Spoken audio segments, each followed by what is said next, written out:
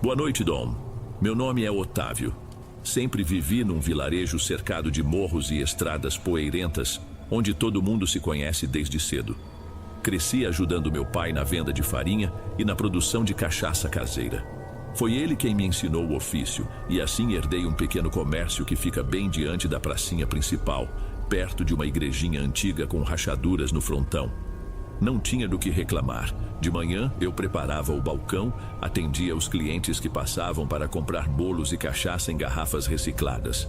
De tarde, descansava e às vezes bebia um gole com os conhecidos da região. Tudo parecia igual até o dia em que reencontrei uma pessoa e minha vida saiu dos trilhos.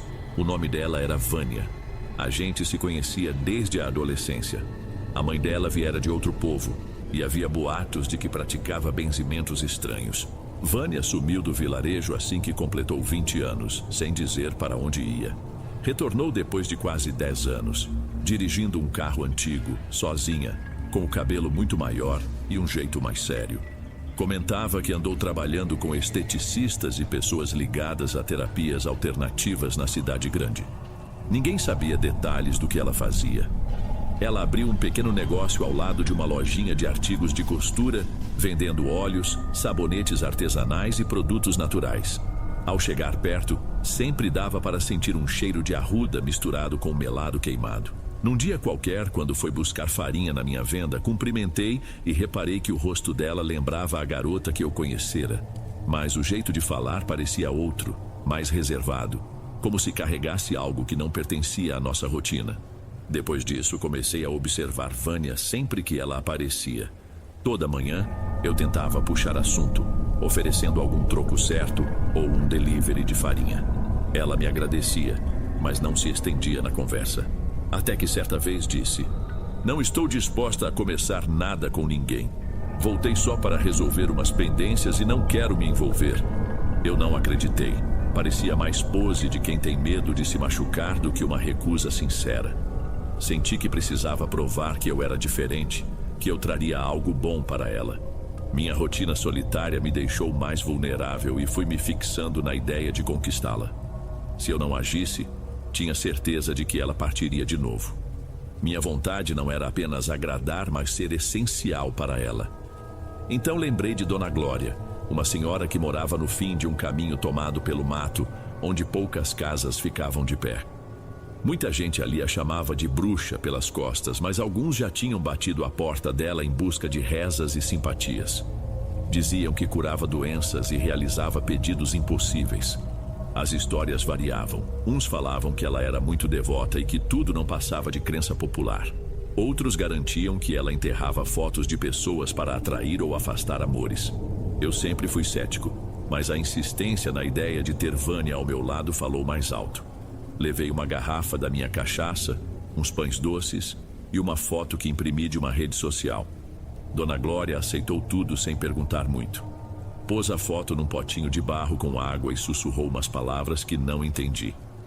Depois virou para mim e disse apenas: "A alma dessa moça não se deixa prender com facilidade. Ela tem uma defesa que vem do berço. Se quiser mesmo atraí-la, vai ter que fazer algo mais poderoso." Ela propôs um ritual para fixar o interesse de Vânia em mim, mas advertiu que precisava ser por amor de verdade, ou as coisas poderiam dar errado. E eu, no impulso, garanti que meus sentimentos eram sinceros. Peguei todo o dinheiro que tinha guardado, paguei o que Dona Glória pedia. Ela disse para eu voltar 3 noites depois do pôr do sol e ficar de bico fechado sobre o que fazíamos. Segui as instruções. Quando retornei, mandou eu tirar os sapatos, defumou meu corpo com fumaça de ervas e me colocou num círculo que desenhou no chão úmido. Acendeu 3 velas roxas, pingou sangue de galinha numa cuia e me fez repetir o nome de Vânia, junto a algumas orações estranhas. No final, me deu um embrulho amarrado num tecido vermelho, dizendo que eu precisaria enterrar na área dos fundos do comércio de Vânia sem ninguém ver. Naquela mesma madrugada, cavoquei um canto atrás do depósito dela e deixei o embrulho ali. Nos dias que se seguiram, nada pareceu mudar. Vânia continuava indo à minha venda do mesmo jeito, falando pouco. Eu até notei que ela parecia um pouco mais receptiva, interessando-se pelos detalhes da moagem da farinha ou perguntando casualmente sobre o processo de embalar a cachaça. As conversas ainda eram breves, mas havia ali uma trégua à frieza inicial. Fui aproveitando cada brecha, criando alguma aproximação sem forçar. Depois de uma semana, porém, algo diferente aconteceu. Numa manhã, ela chegou com um sorriso menos contido, elogiou meu produto, perguntou detalhes de como eu torrava a farinha e, antes de sair, pediu que eu separasse um saco extra. 2 dias depois, me convidou para entrar na loja dela. Alegou que estava muito calor e me ofereceu água de ervas. Conversamos sem pressa. No fim, ela tocou meu braço de leve e não puxou a mão. Passamos a nos ver com mais frequência. Caminhávamos nos arredores ao fim da tarde e em pouco mais de um mês já éramos companheiros de conversa diária. Em menos de 3 meses, Vânia me deu a chave de sua casa e logo eu me mudei para lá. No começo parecia um sonho. Eu me sentia importante, amado. Ela cozinhava do meu jeito, deixava eu escolher as músicas e até fazia planos de abrir comigo um bar de cachaça artesanal no mesmo terreno. Mas aos poucos percebi que Vânia ficava muito tempo calada, olhando para lugares vazios. Às vezes ela acordava no meio da noite assustada, suada, mas não explicava o motivo. Eu também comecei a ter sonhos inquietantes, como se houvesse alguém parado perto da cama, coberto por uma manta escura me olhando. Eu chegava a despertar com a garganta seca, mas achava que eram efeitos do ritual e de algumas promessas que Dona Glória comentara. Tudo tem um custo. O que realmente começou a me incomodar foi outro assunto. O irmão de Vânia, chamado Mário, passou a aparecer com frequência. Ele tinha morado fora e se achava mais experiente do que todos, sempre falando de contatos e esquemas. Ele chegava sem bater, mexia na geladeira, trazia um cachorro que latia sem parar e ainda falava de uma possível parceria comercial. Mário se gabava dizendo que arrumaria compradores para tudo que Vânia quisesse vender. Eu não confiava. Sentia que ele estava invadindo meu espaço, principalmente quando trazia caixas de produtos e entulhava o corredor da casa. A situação foi piorando quando ele deixou as tralhas por todo lado. Cheguei a comentar com Vânia que o irmão talvez devesse procurar um local para ficar. Ela respondeu, seca: não quero confusão. Ele está passando por um período difícil e, como família, preciso ajudá-lo. Naquele instante percebi que o relacionamento estava balançando. Senti uma pontada de medo de perder o controle. Lembrei de Dona Glória e fui até a casa dela tomado pela raiva. Contei tudo: a intromissão de Mário, a desordem. Ela escutou até o fim e depois comentou: você não quer amor agora, mas mando. Expulsar esse rapaz vai exigir outro tipo de ritual, e não é leve. Eu aceitei sem pestanejar, precisava que Mário fosse embora. Dona Glória então me explicou um passo a passo. Eu teria que buscar terra num cemitério antigo, escolher uma sepultura sem identificação, recolher um punhado bem no meio da noite sem falar nada e sem olhar para trás. Depois, levar tudo para ela completar o processo. Assim fiz. Esperei dar meia-noite, peguei uma lanterna de mão e segui rumo ao cemitério. Ouvi latidos de cachorros ao longe, o vento estava gelado e o cheiro de flores murchas era forte. Pulei um muro baixo, procurei a cova mais abandonada e cavei com as mãos até sentir a terra úmida. Enchi um saquinho de pano e voltei, olhando para a frente sem desviar o rosto. Dona Glória me aguardava com uma gamela de barro soltando uma fumaça densa. Ela misturou a terra com cinzas e um pó esquisito. Então me deu um pacote embrulhado em papel escuro, ordenando que eu o deixasse em cima do telhado do quarto onde Mário dormia. Precisava cair exatamente no centro. Esperei anoitecer, subi, me agarrei a uma viga velha e larguei o embrulho no local certo. Não dormi naquela noite. Parecia ter barulhos no telhado, como se alguém andasse lá em cima, mas podia ser o vento. No dia seguinte, Mário acordou com o olho inchado e uma tosse pesada, dizendo que sentia uma pressão no peito. O cachorro dele uivava sem parar, e um monte de formigas apareceu em uma das caixas dele, do nada. 2 dias depois, Mário juntou as coisas e partiu sem explicar nada. Soube por um vizinho que ele foi para a cidade grande, provavelmente em busca de tratamento para uma febre que não melhorava. Vânia me lançou um olhar desconfiado, mas não fez comentários. A casa então ficou mais silenciosa. Ela retomou o hábito de acender incensos, pôr música de manhã, cuidar das plantas no quintal. Eu achei que tudo voltaria ao normal. mas não fazia ideia do que aquele ritual todo tinha desencadeado. Aliviado, comecei a pensar na ideia de montar nosso bar de cachaça. Falei com Vânia sobre usar o espaço atrás da casa, onde tinha uma casinha de alvenaria antiga. Ela disse que precisava organizar algumas coisas antes, mas que pensaria no assunto. Fiquei empolgado, até comecei a desenhar uns rascunhos de como seria o balcão. Nos primeiros dias após a partida de Mário, tudo correu bem. Porém, na semana seguinte, Vânia começou a ter insônia. Eu a via perambulando de madrugada, descalça, ajeitando velas em um cantinho da sala, perto de um altar com imagens de santos e copos d'água. Certa vez ouvi ela murmurando uma reza em um idioma que não identifiquei. Não quis interromper. Fingi que dormia. A situação ficou mais estranha quando descobri no batente da porta da cozinha uma mancha escura. Tentei limpar e até saiu, mas no dia seguinte reapareceu. Aquilo não era fuligem nem mofo. Tinha um cheiro metálico. Vânia olhou e disse que às vezes a fumaça dos incensos criava manchas, mas eu notei algo diferente naquele odor de ferro. Na mesma semana, chegaram pacotes em nome dela, ervas secas, frascos com líquidos turvos e uns pequenos objetos de madeira entalhada. Ela guardou tudo no quarto, trancada. Eu me isolei no meu espaço, tentando não me intrometer, mas fiquei inquieto. Pouco depois, meu comércio começou a esvaziar. Os vizinhos evitavam comprar comigo, diziam que sentiam algo pesado no ar. Começaram boatos de que a farinha estava estragada. Uma mulher me contou que o filho vomitou depois de comer um bolo feito com meus ingredientes. Um cliente habitual reclamou que meu produto estava amargo. Verifiquei tudo, troquei de fornecedor, limpei o moedor. Não adiantou. Um dia, Vânia confessou que estava sentindo um zumbido na cabeça e a impressão de que havia alguém observando quando ela ficava sozinha.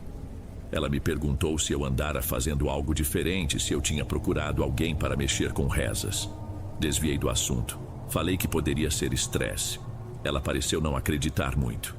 Nessa noite, sonhei de novo com aquela figura encoberta, mas sentada num banco de madeira. Acordei moído, com dores pelo corpo. Acendi uma vela branca perto do meu espelho, lembrando dos conselhos de Dona Glória, e resolvi procurá-la de novo. Subi até a casa de Dona Glória na hora do almoço.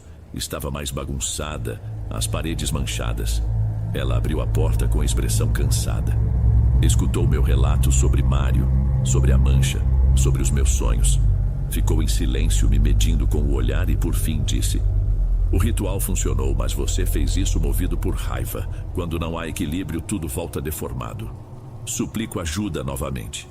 Ela explica que o problema não é só meu, mas que Vânia também tem uma força antiga na família, e meus atos mexeram com isso. Sugere uma limpeza na casa, mas enfatiza que se Vânia estiver fazendo algo por conta própria, não adiantaria muito. Ela me entrega um pacote de sal grosso, pó de uma pedra escura e uma estatueta de barro. Manda eu colocá-los nos 4 cantos do terreno, uma por noite, sem falar com ninguém. Se perguntarem, eu deveria negar. Também avisa para eu parar com planos ambiciosos, pois o desejo de poder, em meio a um lugar contaminado, só atrai mais problemas. Naquela noite, enterrei o primeiro item debaixo de um vaso de planta murcho, no fundo do quintal. No dia seguinte, Vânia não saiu do quarto. Reclamou de dor de cabeça e pediu para ficar sozinha. Deixei comida na porta, ela não tocou em nada. Na segunda noite, enterrei o segundo objeto perto de um pé de acerola. Tive a sensação de que alguém me vigiava da janela, mas não vi ninguém de fato. Escutei um ruído que poderia ser o vento, mas parecia um suspiro. Fui dormir sem dizer nada. Na terceira noite foi mais complicado. Quando estava pronto para sair, a luz da casa piscou e logo depois acabou por uns minutos. Quando voltou, a televisão do quarto dela ligou sozinha em um canal sem sinal. Não quis ver o que era. Corri para colocar o terceiro objeto perto do botijão de gás e voltei. Na quarta noite tentei novamente. Quando estava saindo, Vânia surgiu atrás de mim e perguntou: "O que você está fazendo aí fora?" Respondi com a primeira desculpa que veio. Achei que tinha cheiro de gás vazando. Fui conferir. Ela me olhou sem dizer nada e voltou para dentro. Esperei um tempo e só então enterrei o último item perto do tanque de lavar roupas. Dali em diante, ela passou a me evitar. Mal me dirigia a palavra e à noite ficava na sala ou atrás do balcão, sempre com as luzes apagadas. As pessoas do vilarejo começaram a cochichar. Comentavam que de madrugada se ouviam gemidos vindos da nossa casa. Cães latiam sem parar nos arredores, e alguns diziam até que sentiam um gelo repentino ao passar pela calçada. Um dia percebi que o altar familiar na sala estava todo desarrumado. Velas derretidas, água turva e uma toalhinha queimada numa das pontas. Ninguém tocou ali, nem eu nem Vânia. Fui limpar, mas ao encostar no copo d'água, senti um ardor na palma, como se fosse brasa. Passei babosa, deixei quieto. Naquela tarde, Vânia fez as malas e foi embora sem se despedir, levando apenas algumas roupas. Deixou um bilhete na mesa dizendo que iria para a casa de uma tia distante, porque sentia que havia algo a puxando para um lugar ruim e não queria afundar de vez. Deixou as chaves do comércio e foi. Fiquei sozinho. A casa parecia mais vazia do que nunca, cada canto parecia ecoar. Depois da partida dela, as plantas no quintal secaram do nada, as lâmpadas piscaram até queimar e as paredes ficaram úmidas com mofo. Minhas roupas penduradas no varal começaram a ter cheiro de bolor, mesmo no sol. Tudo era pesado, silencioso, sufocante. Tentei buscar Dona Glória novamente, mas achei a porta fechada com correntes. Havia um bilhete avisando que ela tinha ido embora para um lugar mais isolado. Perguntei a alguns conhecidos, mas ninguém sabia nada. Comecei a dormir com a luz acesa. De madrugada ouvi barulhos parecendo garras arranhando o telhado. Achei que fosse um gato, mas ao espiar pela fresta, vi algo parado lá em cima, de costas, sem se mexer. Não tive coragem de conferir de perto, me escondi até amanhecer. No dia seguinte fui a um povoado vizinho. Disseram que havia uma rezadeira chamada Dona Flora, que morava numa casa cor-de-rosa. Ela me atendeu sem questionar, segurou minhas mãos e disse que eu carregava um fardo, como se tivesse aberto uma porta e não a fechasse. Me fez tomar um banho de ervas, rezou e recomendou que eu queimasse tudo de estranho que existisse em casa. Voltei e fiz uma limpa. Joguei fora os frascos e objetos que Vânia deixara. Queimei papéis com marcas e símbolos. Aquela noite dormi quase bem, mas os pesadelos voltaram logo depois. Vi uma figura sentada na beirada da minha cama como se tivesse peso e respiração. Acordei assustado. A vela que deixei acesa no criado mudo estava apagada. Sem qualquer corrente de ar para explicar, percebi que aquilo não sumiria tão fácil. Joguei mais coisas fora, descartei o altar velho. Passei sal grosso nas janelas, dormi com uma tesoura debaixo do travesseiro, mas nada resolvia. A sensação de desordem só crescia. Voltei até Dona Flora. Ela, mais séria do que antes, afirmou que eu não lidava com um espírito normal, mas uma espécie de rastro vivo que se alimentava das minhas escolhas erradas. Perguntou se eu havia enterrado algo. Confessei que sim. Ela quis saber se usei terra de cemitério. Respondi que sim novamente. Essa energia não se resolve com banho ou oração. Você precisa devolver o que pegou sozinho, ela disse. Ela me explicou que eu devia ir até o mesmo lugar do cemitério, levar algo que simbolizasse o que eu havia prejudicado. Flores para o sentimento, pão para a partilha, um pouco da minha cachaça caseira para representar meu trabalho. Precisaria rezar baixinho de costas, sem olhar ou reagir a qualquer ruído. Então, deixar a oferenda e ir embora. Naquela noite, separei uma garrafa da minha cachaça mais recente, umas flores murchas e pão que eu mesmo assei. Saí antes da meia-noite. O cemitério continuava escuro. Entrei pelo mesmo lugar de antes. Estava ainda mais frio e deserto. Achei uma sepultura sem nome, coberta de folhas. Me ajoelhei, botei a oferenda. Recitei a oração que Dona Flora ensinou. Em dado momento, ouvi um zumbido por trás, mas fiquei parado, olhos fechados. Ouvi passos no cascalho. Senti meu coração disparar. Quando o barulho diminuiu, me ergui e saí sem virar o rosto. Voltei para casa achando que sentiria alguma diferença imediata. Encontrei a vela branca que eu costumava deixar na porta totalmente derretida, formando um desenho estranho, quase uma espiral. Senti um arrepio, mas evitei mexer. Fui deitar de roupa mesmo. Não sonhei naquela noite, mas acordei sobressaltado por volta de 3 da manhã, com um cheiro forte, algo como enxofre. Andei pelos cômodos, tudo estava igual, mas o odor ficava mais nítido perto do meu quartinho de costura. Ao abrir a porta, encontrei a estatueta que Dona Glória me dera, quebrada em 4 pedaços, dispostos em forma de cruz. Era impossível alguém ter entrado ali. Comecei a perceber que não era só a casa. Eu me sentia mais pesado, lento, como se andasse contra a corrente. Às vezes, tinha a nítida impressão de ouvir meu nome sendo chamado. Parei de abrir o comércio e os poucos vizinhos que apareciam sumiram de vez. Um dia tentei levar milho ao moinho comunitário. O rapaz me mandou ficar longe. Disse que a esposa dele teve um pesadelo comigo, onde eu surgia com os olhos inteiramente brancos. Ele ficou assustado. Voltei para casa em silêncio. Um parente distante veio ver como eu estava, mas comentou que a mãe dele sonhou comigo debaixo da terra, cheio de vermes na boca. Ele disse para eu procurar uma benzedeira em outro povo, uma mulher experiente com essas coisas de energia pesada. No começo, recusei, mas na mesma noite, aquele vulto voltou a aparecer no meu sonho. Agora com braços compridos que me tocavam os pés sem falar, mas transmitindo uma sensação de que sugava o meu ar. Na manhã seguinte, peguei um ônibus para esse lugar desconhecido, com a esperança de encontrar alguém que pudesse me ajudar. Andei por ruas estreitas até chegar numa casa simples com uma fachada azul encardida. Quem atendeu foi uma senhora magra de olhar profundo. Ela me mediu dos pés à cabeça e disse que eu trazia um erro que não era mais só meu. Deixou eu entrar sem formalidades. Chamava-se Mabel. Conduziu-me a um cômodo escuro, onde havia uma cruz feita de madeira rústica. Pediu que eu sentasse, soprou um aroma forte de ervas e perguntou se eu queria proteção ou libertação. Respondi que só queria encerrar aquele sofrimento.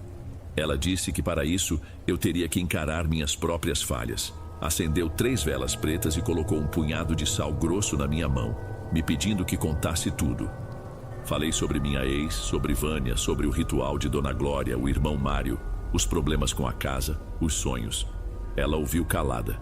No fim, comentou: essa imagem que te assombra não é apenas uma ilusão, mas algo que ganhou força conforme você insistia em moldar a realidade ao seu gosto. Tornou-se parte de você. Disse que eu precisaria fazer um sacrifício final, algo que doesse, para quebrar meu vínculo com essa energia. Perguntou se eu tinha algum objeto que simbolizasse minha ambição. Lembrei de um velho caderno, onde anotei os planos do bar de cachaça que eu carregava como um amuleto. Entreguei o caderno para ela. Ela pediu que eu o queimasse ali numa pequena fornalha. Enquanto as páginas pegavam fogo, senti uma pontada no peito, como se estivesse rasgando por dentro. Mabel pediu silêncio. Colocou uma pedra preta nas minhas mãos e recomendou que eu não falasse nada no caminho de volta. Nenhuma palavra. Voltei ainda naquele mesmo dia. Entrei em casa e notei que o ar estava mais fresco. Não havia aquele odor estranho, nem barulhos incômodos. Por cerca de uma semana, consegui dormir sem sobressaltos e a opressão quase desapareceu. Foi nesse intervalo que comecei a acreditar que a tormenta tinha acabado de vez. Na semana seguinte, porém, acordei certa noite e tive a impressão de ver algo passar no corredor, mas não tinha forma definida.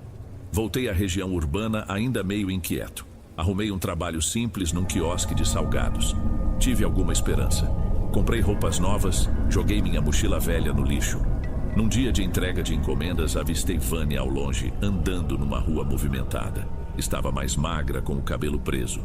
Não me viu, e eu preferi atravessar a rua para evitar contato. Aquela noite, sonhei com ela. No sonho, Vânia estava na nossa antiga casa, sentada no piso, chorando. Quando eu a tocava, ela se transformava na figura encapuzada. Acordei assustado. De manhã, o dono do quiosque subiu para falar comigo e pediu que eu me retirasse do quarto improvisado. Desculpa, mas tem gente reclamando de ruídos, luzes que piscam, um cheiro estranho.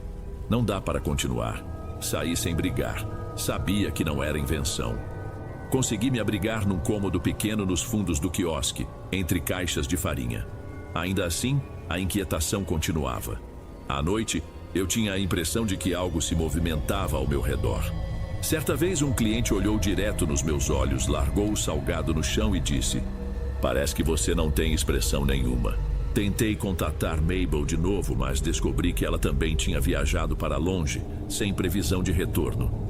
Uma vizinha mencionou que ela se ausentaria por tempo indeterminado, por conta de forças maiores que não queria enfrentar. Fiquei sem alternativa. Passei a pensar que eu era irremediavelmente marcado. Sentei-me num descampado vendo o céu. Tive a sensação de que tudo silenciava, como se o mundo respirasse em suspenso.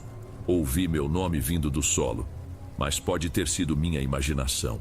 Mesmo assim, entendi que ainda tinha um laço com aquele velho vilarejo e a casa onde tudo começou. Achei que precisava encerrar aquilo de uma vez. Já não dormia. O trabalho no quiosque se tornou penoso e o tempo passava arrastado. Tudo me parecia enevoado. A comida não tinha mais gosto. As vozes das pessoas soavam distorcidas. Passei a ter pesadelos com uma casa enterrada, portas abrindo sozinhas, paredes úmidas. Em todos os sonhos eu via uma vela apagada quando tentava acendê-la.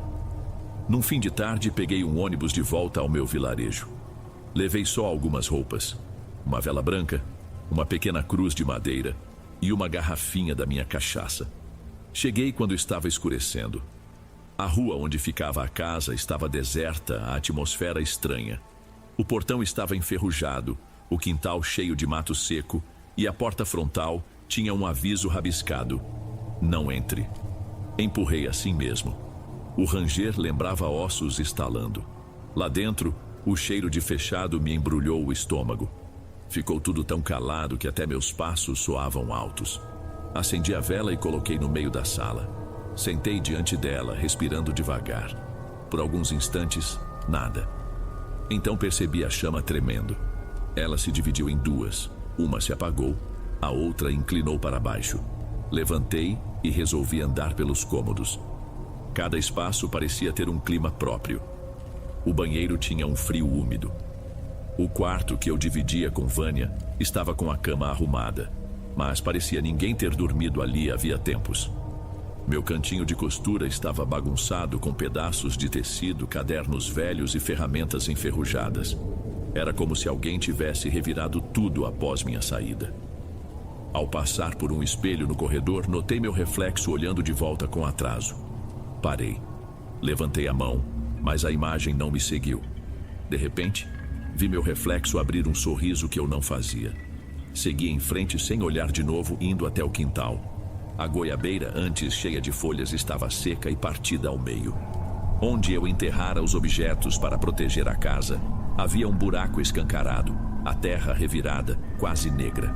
Joguei sal ali e deixei a cruz e a cachaça abertas. Fiquei calado por vários minutos. Subitamente senti um golpe por dentro, como um soco no estômago. Caí de joelhos e vomitei uma gosma esbranquiçada. Me arrastei de volta para a sala. A vela continuava acesa, mas tinha uma tonalidade avermelhada. Assim que me aproximei, apagou sozinha. Permaneci ali mesmo, deitado no chão. Não quis fugir. Fechei os olhos e senti como se algo se sentasse no meu peito. Não lutei, deixei acontecer. Durou uns bons instantes. Depois, sumiu. Quando amanheceu, acordei sozinho. A casa silenciosa. Levantei cambaleando, fui até a cozinha, acendi o fogão e fiz um café ralo. Tinha um gosto terroso, mas engoli. Abri a porta dos fundos, deixei o ar entrar. Parecia um pouco mais claro lá fora. Fui até um senhor que vendia lenha num canto da estrada, o seu Rubens. Ele me reconheceu. Disse que pensava que eu estivesse morto. Perguntei se ele sabia algo sobre a minha casa nesses tempos. Ele contou que desde que parti ninguém se aproximava, pois diziam ouvir lamentos, que a terra ali não dava sombra e até um poço secou sozinho. Contei uma parte da história. Seu Rubens ouviu e no fim me ofereceu uma pequena escultura de barro em forma de onça que a esposa dele fazia. Disse que era para proteção e não cobraria nada, mas recomendou que eu não ficasse mais ali. Voltei, juntei os restos das velas, do sal, da cruz queimada, botei tudo num saco e deixei a porta aberta, como se me despedisse da casa. Caminhei até o ponto e peguei um ônibus. Ninguém quis sentar perto de mim. Eu segurava a pequena onça de barro com força. Chegando à região onde estava trabalhando, arrumei um quarto simples. Passei a vender alguns bolos e farinha na calçada, sem propaganda. Eu falava pouco, atendia quem quisesse comprar. Dormia num colchonete mantendo espelhos cobertos. Certa tarde, uma cliente perguntou se eu não era o rapaz que morou naquele vilarejo. Neguei. Ela me olhou desconfiada e foi embora. Naquela noite sonhei com a goiabeira seca, mas agora ela estava cheia de folhas verdes. De manhã, vi que a onça de barro tinha uma rachadura nova no lombo. Nunca mais tive notícias claras de Vânia. Uns disseram que ela seguiu para bem longe. Outros que se internou para tratar a saúde mental. Não sei o que houve de verdade. Às vezes imagino que aquele vulto continua por aí, entrando em lugares ou rondando as pessoas que mexeram com coisas que não deviam. Mas já não me chama, nem aparece com tanta clareza. No fundo, escrevo isto como um lembrete. Certas portas não devem ser abertas à toa. E quando se abrem, não adianta querer fechar sem encarar o preço. Hoje vivo só, sem comércio fixo, sem documentos em banco, sem nome em lugar nenhum. Em alguns dias vendo bastante. Noutros passo aperto. Mas pelo menos consigo dormir, o que antes parecia impossível. Se aprendi algo, é que a gente não manda nos outros pela força de rituais, sem destruir nossa própria paz. As escolhas nos perseguem, mesmo que tentemos fugir. Meu único consolo é a ideia de que, enfim, encontrei algum sossego na calmaria das madrugadas. Não tenho planos de voltar ao vilarejo. Sigo respirando, para mim isso já está de bom tamanho.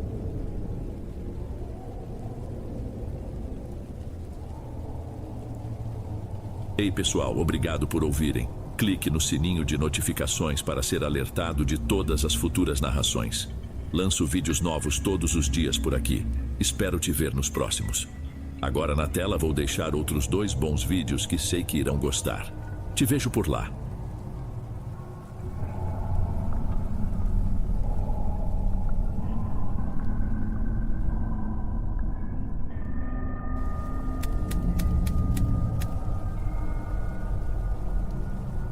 Meu nome é Alana, tenho 74 anos e passo meus dias numa casa onde vivi com meu marido por tanto tempo que nem sei dizer.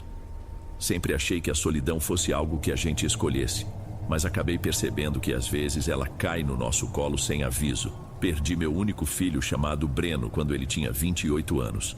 Foi uma pancada que nunca esperei e até hoje carrego o peso disso. A nora dele, que nunca foi grossa comigo, mas também não era muito chegada, acabou ficando com tudo, até com a guarda da criança.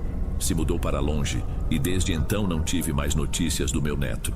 Meu marido Benício faleceu poucos anos depois, aos 62, vítima de um ataque cardíaco que o pegou de surpresa na madrugada. Ele se levantou da cama, provavelmente sentindo um incômodo no peito, e foi até o banheiro. Só percebi que algo estava errado quando ouvi um barulho e corri para ver o que acontecia. Foi lá que o encontrei, já sem respirar. Depois disso, a casa mergulhou em um silêncio que me assustava. Não havia mais o som da televisão ligada à noite, nem seus passos pela cozinha, nem aquele jeito dele de rir das coisas simples. Tentei me acostumar a ficar sem tudo isso, mas a verdade é que nunca consegui de fato. Minha mãe me ensinou a fazer xales quando eu ainda era criança. Ela vendia essas peças em alguns lugares, e às vezes eu acompanhava para ver como as pessoas escolhiam o tecido e apreciavam os bordados. Me apaixonei por isso e quando fiquei adulta continuei costurando. Era um passatempo que me dava alegria e, de certa forma, me fazia sentir parte de algo maior. Com tantas perdas, acabei encontrando na costura um refúgio. Produzir cada xale à mão exigia paciência, o que me ajudava a manter a cabeça em ordem. De vez em quando, as pessoas pediam bordados especiais ou cores diferentes. Algumas até vinham me contar suas histórias e me encomendavam presentes para parentes queridos. Eu gostava de ouvir, porque me sentia útil e próxima das pessoas, ainda que por alguns minutos. Houve uma fase em que eu tremia tanto que não conseguia segurar a agulha. Tinha crises de pânico que me deixavam sem ar. Do nada, meu peito travava e eu precisava largar tudo para sentar e chorar. Acho que a soma de tantas tristezas desabou sobre mim. A solidão era como uma sala escura de onde eu não conseguia sair. Com o tempo, aprendi uns truques para me acalmar, mas ainda passo por esses apertos de vez em quando. O problema é que a casa que antes parecia acolhedora se tornou grande demais para mim. Os outros cômodos permanecem fechados. Só entro no meu quarto, na cozinha e em um cantinho que uso para costurar. O quarto do Breno continua intocado e ainda sinto aquele cheiro familiar, mesmo sabendo que é só coisa da minha cabeça. Não tive coragem de mexer em nada lá dentro. Às vezes paro na porta e lembro dos risos dele, das conversas, até do jeito sério que ele fazia quando me pedia para não me descuidar, caso algo lhe acontecesse. E quando saio para vender os chales, as pessoas normalmente me tratam com carinho. Alguns até levam mais peças do que precisam, só para me ajudar. Algumas vezes me pagaram a mais, elogiando meu capricho. Isso sempre me deu a sensação de ainda ter algum valor. Teve uma vez que fiz 17 chales para uma festa de família e levei quase um mês para terminar tudo. Mas entreguei no prazo e fiquei orgulhosa de mim mesma. A história que vou contar começou depois que eu já estava morando só havia muitos anos. Não sei dizer exatamente o dia em que tudo teve início, mas lembro que eu me sentia mais abatida do que de costume. Talvez essa angústia tenha aberto brechas para o que viria a seguir. A primeira esquisitice ocorreu de madrugada. Acordei com um som que parecia passos bem leves no corredor. No começo achei que era coisa da minha cabeça, mas ouvi de novo. Fui checar portas e janelas, tudo trancado, ninguém à vista. Voltei para a cama tentando não pensar muito, mas não preguei o olho até amanhecer. Esses ruídos se repetiram de vez em quando, sempre tarde da noite, sempre parecendo que alguém andava de um lado para o outro. Uma vez resolvi ficar sentada na sala, esperando descobrir de onde vinha. Foi uma noite inteira de vigília e não ouvi nada. Ficou aquele silêncio desconfortável, como se a casa me espionasse. Em seguida surgiu algo que me deixou ainda mais tensa, uma risadinha abafada que vinha do quintal aos fundos. A princípio, achei que fosse alguma vizinha conversando perto do muro, mas aquilo acontecia sempre na mesma hora da noite e soava estranhamente debochado. Era suave, mas despertava uma sensação ruim, como se a pessoa estivesse se divertindo às minhas custas. Por vezes a risada durava pouco, em outras parava de repente, me deixando com o coração na boca. Um dia, cheguei em casa ao anoitecer, depois de vender algumas peças, e ouvi barulho de costura vindo lá de dentro, como se alguém estivesse pedalando na minha máquina. Pensei que fosse o vento ou algum objeto solto. Abri a porta e não vi nada anormal. A máquina estava exatamente como eu havia deixado, coberta e parada. Fiquei parada ali tentando entender o que tinha escutado. A casa estava quieta, quase como se me desafiasse a entrar. Quando acendi a luz, tudo continuou imóvel. Naquela noite perdi a fome e fui direto para o meu oratório na cozinha, onde guardo algumas imagens religiosas.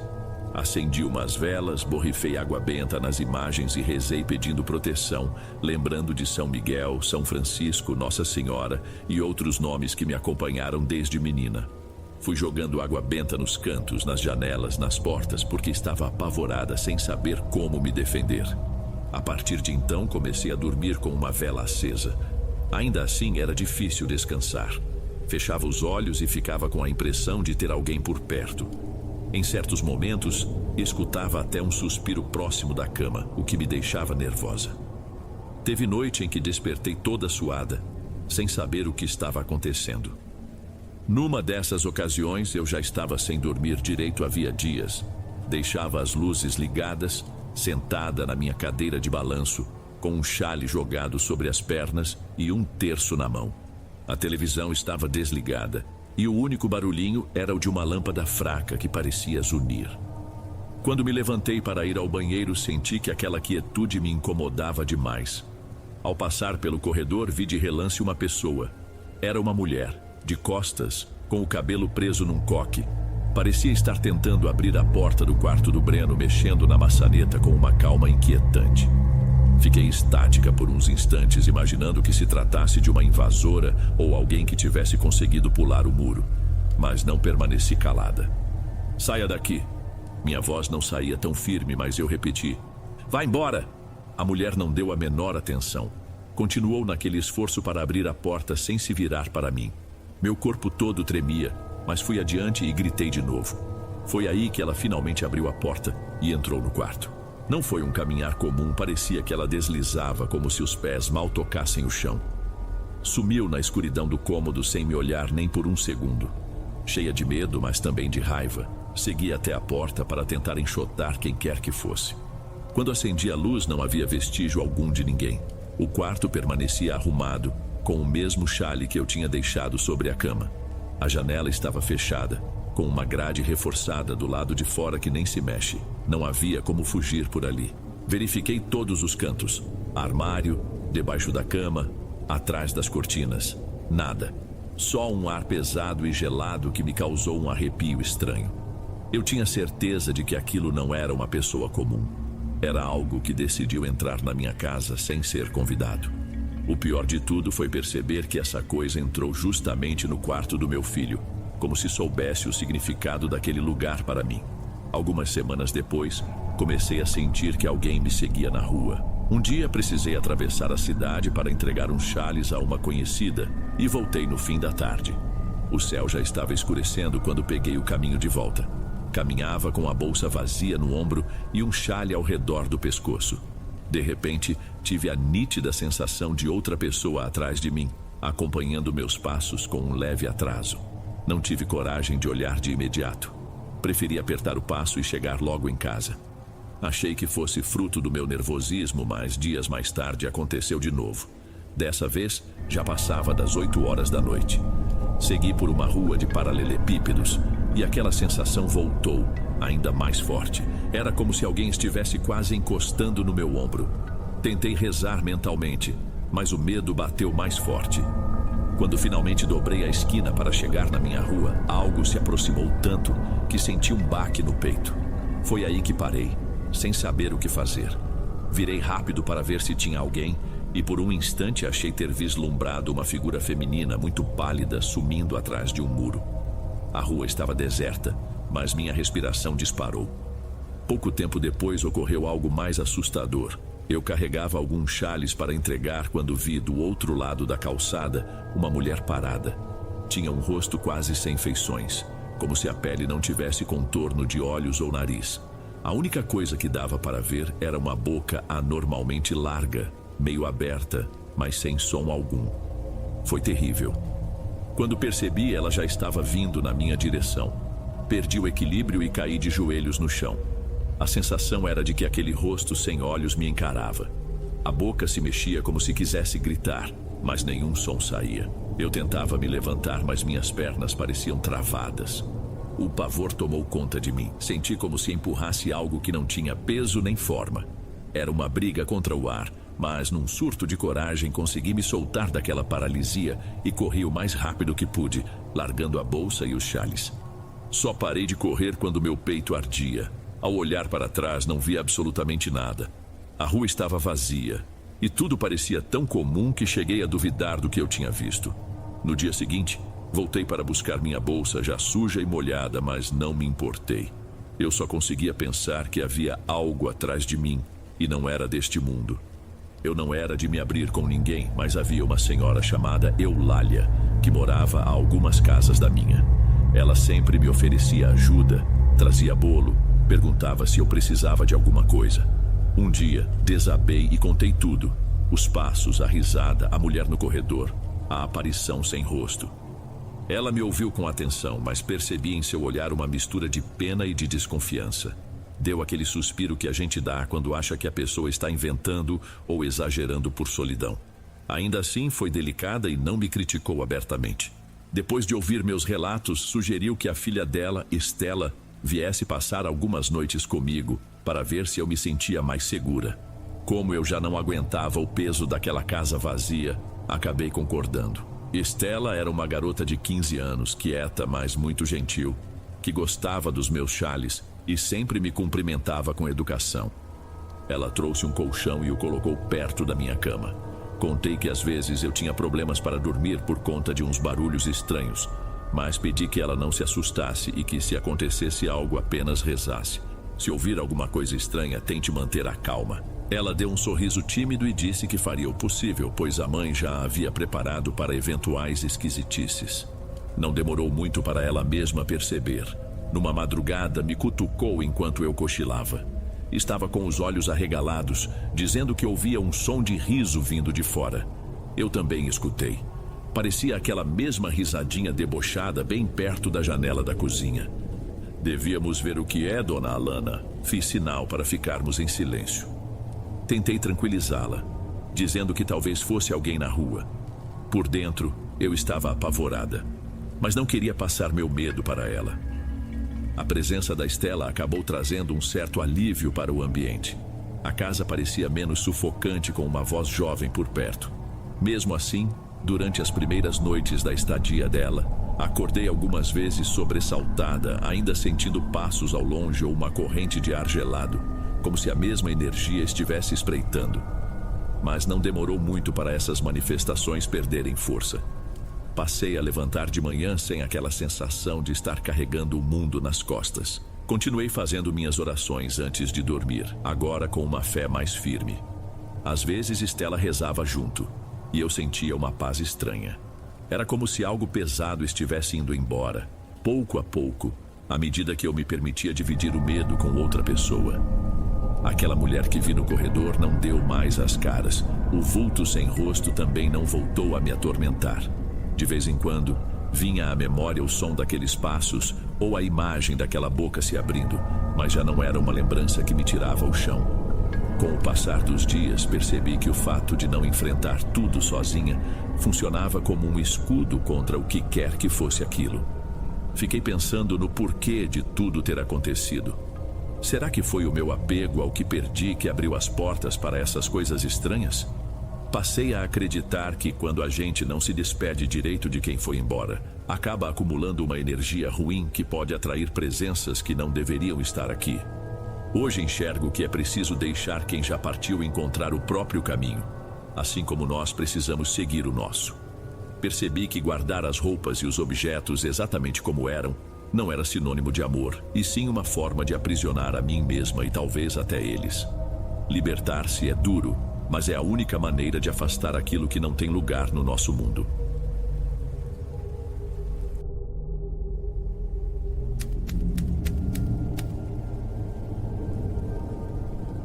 Boa noite, Dom. Meu nome é Ângelo, e desde que me entendo por gente, carrego uma lembrança que até hoje me faz questionar o que é real e o que não é. Quando eu era bem pequeno, meus pais enfrentaram problemas sérios e decidiram que eu ficaria com meus tios por um tempo. Isso não foi exatamente uma escolha minha, mas acabei crescendo com eles e me afeiçoei bastante àquela casa simples, quase improvisada, que ficava na zona rural de um vilarejo distante. A casa não tinha acabamento, as paredes nem eram totalmente pintadas, e o piso ainda era cimento cru. Não existiam ruas de paralelepípedo, muito menos asfalto. Tudo era chão de terra batida.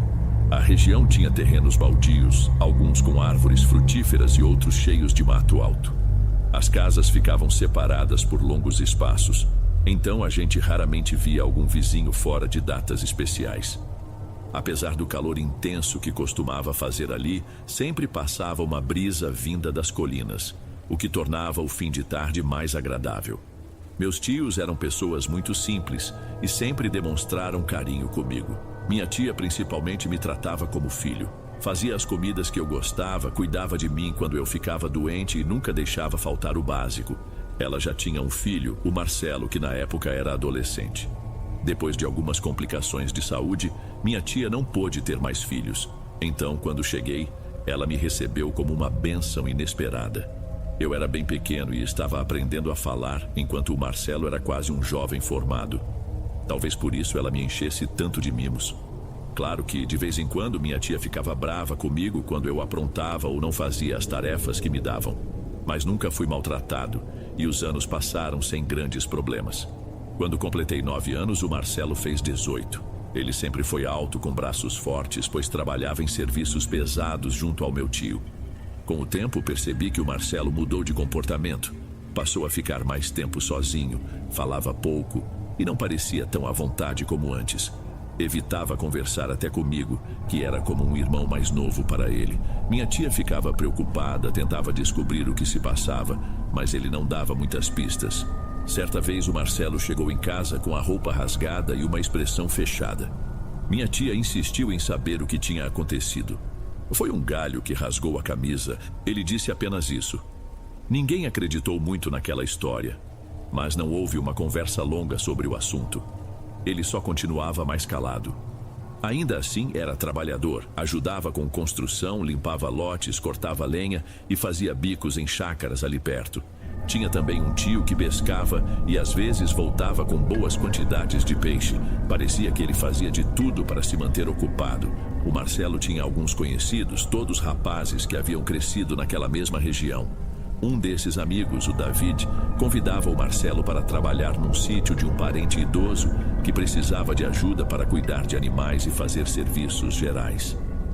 Esses convites envolviam passar dias fora de casa, algo que deixava minha tia um pouco aflita, mas ela deixava, pois confiava nas pessoas dali. Ele voltava sempre com algum dinheiro e numa dessas vindas, fiquei escutando uma conversa entre ele e meu tio, no quintal de casa. Falava sobre algo que havia visto no sítio, mas não parecia assustado, só confuso. Disse que não era nada grave, mas que tinha ficado com aquilo na cabeça. Explicou que às vezes o mandavam buscar gado ou lhe emprestavam um cavalo para percorrer a área. Em um desses passeios, ainda de dia, viu algo que não conseguiu explicar. Era perto de um riacho que cortava o terreno. Ele comentou que o cavalo começou a se agitar do nada, como se estivesse incomodado com alguma coisa. Então, levantando a cabeça, viu uma mulher sentada sobre umas pedras, lavando algo nos pés. A água escorria com uma cor avermelhada e ele pensou que ela estivesse ferida. Chamou a mulher para saber se precisava de ajuda, mas ela não se virou. Parecia completamente alheia. O estranho é que aquele trecho ficava longe de qualquer casa. Não havia ninguém por perto, a não ser ele e o cavalo, que continuava inquieto, tentando recuar. Ele sentiu que era melhor sair dali. Deu meia volta e voltou para o sítio. Contou tudo para o David, que achou que podia ser só alguém que morava nas redondezas, mas brincou. Vai ver, é bruxa, e riu. O Marcelo não levou aquilo na brincadeira, pois, segundo ele, não parecia apenas uma senhora excêntrica. Algo na postura daquela mulher o deixava desconfortável. Falou que pouco depois, em outra ocasião, acabou vendo a mesma figura. Estava perto de uma casa abandonada, de telhas quebradas e paredes descascadas, que pertencia a um familiar do David. Ele relatou que, pela janela, enxergou algo se mexendo rente à parede. Era a mesma silhueta de mulher, mas dessa vez com um tipo de pano mais escuro cobrindo a cabeça. Parecia um tecido grosso, quase de couro, não o comum que as senhoras do vilarejo usavam. A partir dali, ele ficou mais reservado. Continuava indo trabalhar, mas dava para notar que estava desconfortável. Quando perguntavam se ele ia voltar ao sítio, ele dizia que não estava mais afim. Falava que não era nada sério, apenas não queria ficar tão longe. Em determinado dia, comentou que era como se estivesse sendo seguido. Não podia ver com clareza, mas tinha a sensação de que aquela mulher surgiria em qualquer lugar que fosse. A tia do David não relatava nada de estranho por lá, então meu tio ficava sem saber o que dizer. Viu Marcelo cada vez mais retraído. Começou a ter dificuldade para dormir e andava com um ar de preocupação constante. Chegou a contar a uma pessoa próxima que via algo se mexer nos cantos do terreno, como uma sombra. Às vezes achava que era gado solto, mas não tinha certeza. Quando chego mais perto, não vejo nada de concreto. Só sinto que tem alguém ali. Pelo que percebi, isso o estava atormentando. Não era um pânico aberto, mas um incômodo que não o deixava tranquilo em nenhum lugar. Ele admitiu que não queria pisar mais no sítio do parente do David. Falou que quando ia até lá, sentia uma presença ruim que o acompanhava de volta. Disse que não tinha acontecido nada físico, mas aquela incerteza do que poderia encontrar o deixava sem paz. Meu tio até tentou conversar com o pai do David, que morava naquela área e nunca tinha visto nada de estranho. O homem contou que era um lugar calmo, sem relatos de coisas perturbadoras. Porém, depois de pensar um pouco, lembrou de algo que lhe ocorrera anos atrás em outra região montanhosa. Ele gostava de caçar, e numa dessas saídas, ouviu uns gritos que pareciam de um animal em agonia. Seguiu o barulho e avistou um jumento sendo arrastado por algo invisível.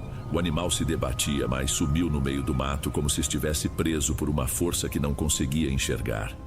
Fiquei sem reação, congelado no lugar. Depois disso, nunca mais me arrisquei a ir tão longe. Existem coisas fora do nosso entendimento por aí. O Marcelo, ao ouvir essa história, decidiu definitivamente não voltar ao sítio. Já estava abalado por pensar que a tal mulher poderia ter relação com aquela força desconhecida. Minha tia ficou preocupada e levou o filho a uma senhora conhecida por rezar e tirar susto. Essa mulher fazia orações, passava ramo de arruda e afirmava que certas visões vinham de traumas ou sustos graves. Disse que havia casos de gente que, por mexer em casas antigas sem permissão ou por algum ferimento ao lidar com animais, acabava despertando algo que se ligava à pessoa. Ele passou por algumas sessões com ela. Parecia até mais aliviado, mas depois de uns dias voltou a ficar inquieto. Ao invés de ver aquela figura só na região do sítio, agora dizia ter visto algo perto dos canais de irrigação do nosso vilarejo. Contou que às vezes via um vulto escuro se movendo. Não era um animal, nem gente normal. Acontecia mais no fim da tarde. Falou disso para minha tia, mas ela preferiu não espalhar, com medo do que os outros pensariam. Eu, sendo criança, não entendia bem, mas percebia que algo estava errado.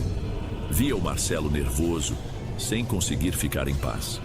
Comecei a notar que ele evitava lugares mais vazios e sempre olhava para os cantos, como se esperasse ver aquela mulher aparecer. Uma tarde ficamos só nós dois em casa. Minha tia tinha saído e demoraria a voltar. Ele estava no sofá e me chamou com uma voz estranha. Aproximei-me e ele apontou para o corredor. Pediu que eu olhasse para o quarto onde ele dormia. No começo, não entendi. O quarto estava na penumbra, mas, olhando com atenção, parecia que algo se mexia num canto perto da cama. Pensei que fosse só a minha imaginação, mas insisti em olhar e tive a impressão de ver uma silhueta. Ela se movia devagar, agachada. Não emitia som, mas dava a sensação de que ali havia uma pessoa, ou algo parecido com pessoa. Fiquei petrificado. Quando finalmente senti as pernas, saí correndo para o quintal sem pensar. O Marcelo não veio atrás. Parecia que já estava acostumado com aquilo. Fiquei lá fora, sentado em um pedaço de tronco tremendo. Percebi que o Marcelo não estava inventando. Ele realmente via alguma coisa, e agora eu também tinha visto. Quando minha tia voltou, não quis contar na hora porque tinha medo de não acreditarem ou de me culpar por estar bisbilhotando. Só que essa história não parou por aí. Naquela noite, meu tio discutiu com o Marcelo, dizendo que era besteira encher minha cabeça com essas coisas e que eu ainda era muito novo para isso. Você precisa parar de falar essas bobagens perto do menino. O Marcelo não retrucou, ficou calado, mas eu sabia que ele não havia contado nada de propósito. Eu tinha 9 anos e simplesmente não quis dormir no meu quarto. Fui para o quarto dos meus tios, arrumei um canto no chão para deitar e passei a noite em claro. Qualquer ruído me deixava tenso e o vento batendo na estrutura de metal do telhado me fazia pular. Levei alguns dias para criar coragem de voltar a dormir no meu próprio quarto. Quando voltei, notei que o Marcelo começou a ter pesadelos constantes. Antigamente, ele dormia que nem pedra, mas agora rolava na cama, murmurava, acordava suando. Certa vez eu estava sem sono e o vi com os olhos fechados, mas inquieto. Cheguei a levantar para pegar água na cozinha e quando voltei, vi uma pessoa sentada na beirada da cama dele. A luz fraca iluminava uma figura que não se mexia. Reconheci algo parecido com aquele tecido grosso que ele tinha descrito. Não consegui ver o rosto, só uma forma escura encurvada. Tive muito medo de chamar meu tio ou minha tia. Parecia que se eu mexesse um dedo, aquela figura se voltaria contra mim. A única coisa que fiz foi me deitar de novo e cobrir a cabeça, apertando os olhos. Não sei quanto tempo fiquei assim. Só sei que no dia seguinte acordei com o coração disparado. Meus tios já percebiam que o Marcelo andava abatido e que eu não estava bem também. Minha tia começou a conversar comigo aos poucos, tentando saber por que eu estava tão quieto. Ela não imaginava que eu já tinha visto a mesma entidade que rondava o Marcelo. Algumas noites depois me encontrou sentado na cozinha, pois eu tinha acordado assustado e não queria voltar para o quarto. Foi aí que decidiu chamar a mãe do meu pai, minha avó, que era muito religiosa. Achava que talvez rezar um rosário em casa pudesse trazer alguma paz, porque estava tudo estranho, inclusive o clima dentro da casa. Minha avó tinha vários santinhos e gostava de rezar pela casa toda. Lembro que, no dia em que ela chegou, a atmosfera parecia mais pesada que o normal, como se cada parede estivesse fechada. Eu sentia isso, mesmo sendo novo. Além de me preocupar com o Marcelo, que estava claramente perturbado, também comecei a vê-la cada vez mais. Aquela mulher passava de relance no quintal, perto de árvores ou até dentro da casa, quando estava tudo silencioso.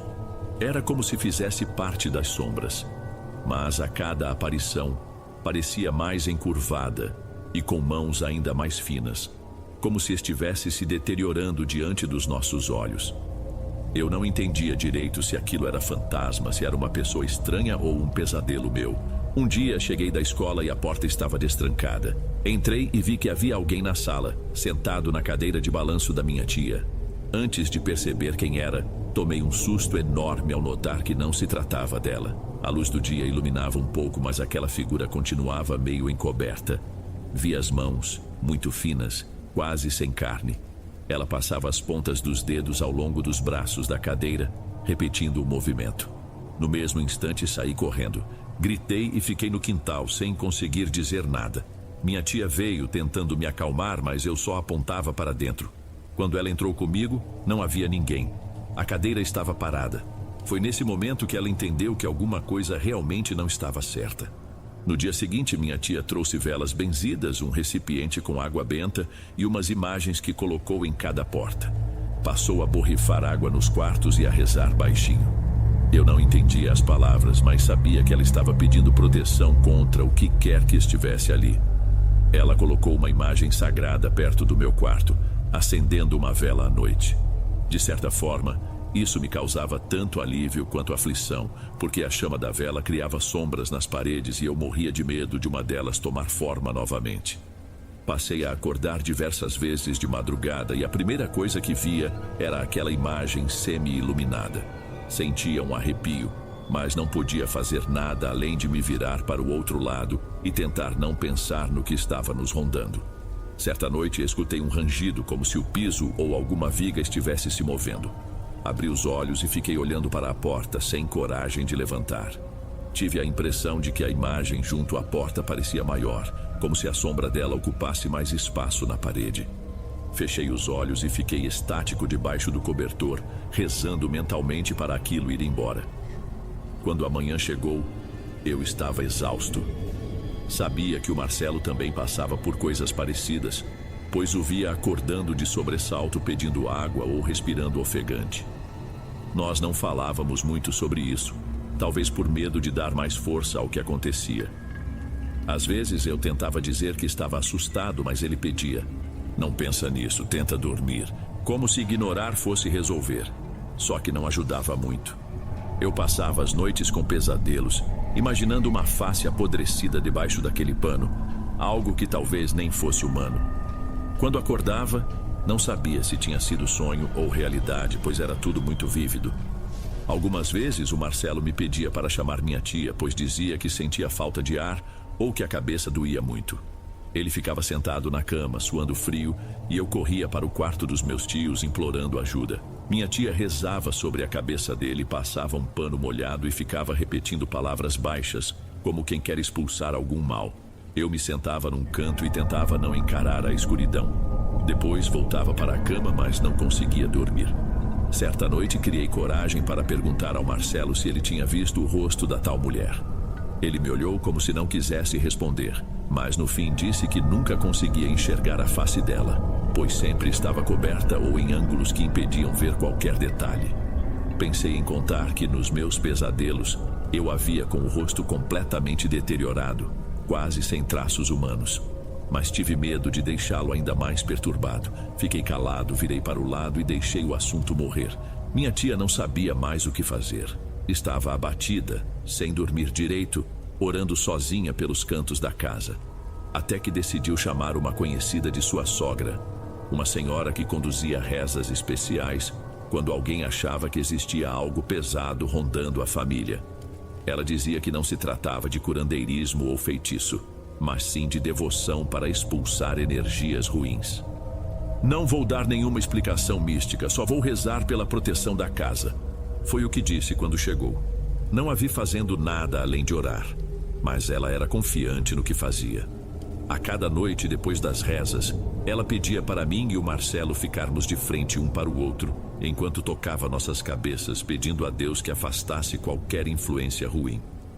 Eu sentia uma leve pressão, mas nada que doesse. Ela falava que não devíamos nomear o que nos rondava nem tentar entender o que era, pois, segundo ela, Descobrir certas coisas pode ser pior do que suportá-las até irem embora. Não tentem descobrir, não tentem batizar, rezem e ignorem. Minha tia perguntou se podia ser algum espírito ou assombração. A senhora balançou a cabeça. Prefiro não saber. Às vezes as pessoas mexem em casas abandonadas ou entram em lugares onde algo ficou preso ao passado. Só firmem a fé e não cedam ao medo. Disse ainda que o resultado poderia não ser imediato, mas que, com perseverança, tudo acabaria amenizando. Ela continuou vindo durante uma semana, rezando sem faltar nenhum dia. No começo, não vi mudança significativa, mas notei que a casa passou a ficar menos pesada. O Marcelo ainda estava fechado, mas não parecia tão agoniado. Eu mesmo consegui voltar a dormir sem acordar tantas vezes. Aos poucos, a sensação de sufocamento foi diminuindo. De um dia para o outro, não se resolveu tudo, mas depois de um tempo, percebi que fazia várias noites que eu não via aquela mulher. O Marcelo também não comentou mais nada sobre vultos ou presenças. Em certo momento, nos demos conta de que ela simplesmente não estava ali. Não houve uma despedida, uma cena final. Era como se tivesse partido sem deixar rastro. Minha tia continuou acendendo velas e colocando água benta nas portas por um bom tempo, com receio de que voltasse. Eu, ainda criança, rezava do meu jeito antes de dormir, pedindo para não ver mais nada. Inventava minhas preces quando não lembrava as oficiais, mas suplicava com toda a sinceridade para aquilo não aparecer de novo. Desde então, o Marcelo voltou a trabalhar e, embora continuasse meio calado, não demonstrava mais aquela expressão aterrorizada. Eu também voltei a ser mais tranquilo, brincando e dormindo sem medo de cada som na casa. A curiosidade, porém, nunca foi totalmente saciada. De onde veio essa mulher coberta? Alguém conhecia algo parecido? Ninguém soube responder. No sítio do David, ninguém mais falava de aparições. Parecia que tudo girava em torno do Marcelo, como se ela tivesse aparecido para ele e depois grudado na nossa família. Alguns achavam que poderia ser uma alma penada, outros falavam em bruxa, mas isso não trazia esclarecimento real. Até tentaram conversar novamente com o pai do David, que chegou a investigar mais a fundo com os vizinhos, mas não encontrou nada além de histórias vagas sobre gente que mexeu em terrenos antigos. E ninguém batia exatamente com a descrição. A verdade é que, quando algo assim se enfia no seu cotidiano, não sai tão fácil da memória. Mesmo que a gente tente esquecer, fica aquela lembrança de que existe um lado obscuro e sem explicação. Algo que pode espreitar onde menos se espera. Na época eu tive pesadelos por várias noites seguidas, mas ao menos as rezas pareciam trazer alívio. A senhora que rezava nunca garantiu que aquilo fosse desaparecer de vez. Só disse que Deus protegeria nossa casa e que devíamos confiar. Com o tempo não vimos mais aquela figura. As velas continuaram a ser acesas e as imagens religiosas ficaram de pé nos móveis, como uma barreira invisível. Ninguém ousava mudar ou tirar nada dali. É estranho pensar que algo assim que mexeu tanto com a nossa rotina tenha sumido sem nenhum aviso. Mas, olhando em retrospecto, me sinto grato por não ter sido pior. Ficamos com medo, mas não fomos atacados fisicamente. Mesmo assim, a marca ficou. Às vezes, quando sonho com aquele pano escuro e aquelas mãos finas, acordo suando, lembrando de como era assustador não saber se ela estava no canto do quarto ou se tudo não passava de uma ilusão. Acho que, se foi uma experiência real ou não, nunca saberei ao certo. Só espero que continue longe.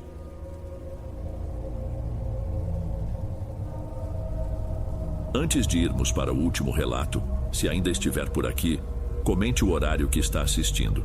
Gosto de saber quem assiste os relatos até o final. Bem, vamos continuar.